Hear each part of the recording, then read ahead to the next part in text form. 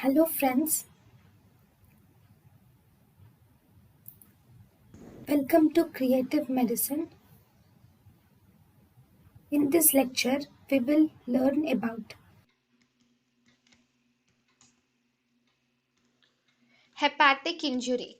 So, in the hepatic injury, the most common organ injured in the blunt trauma of the abdomen is spleen is the most common organ involved in blunt trauma of abdomen, followed by liver.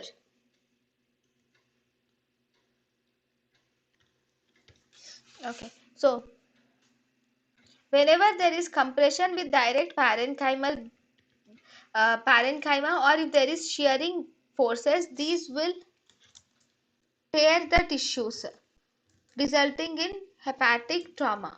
Okay.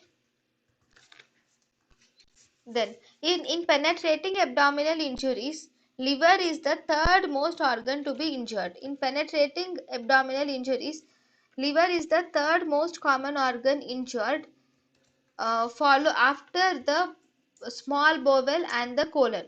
So most common organ injured is small bowel, followed by colon, and third most organ injured in penetrating abdominal injuries is the liver is the third most organ involved in penetrating abdominal injuries.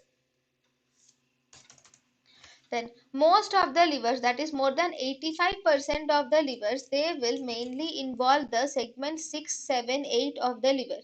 Almost 85% of liver involves the segments 6, 7 and 8. And most of the liver injury, bleeding in liver injury, the bleeding in most commonly it is venous bleeding is most common in the liver, and therefore there is low pressure tamponade is readily performed. Because it is mainly venous bleeding is common, we can do a low pressure tamponade is performed in the patients with hepatic injury. thank you and thank you for watching.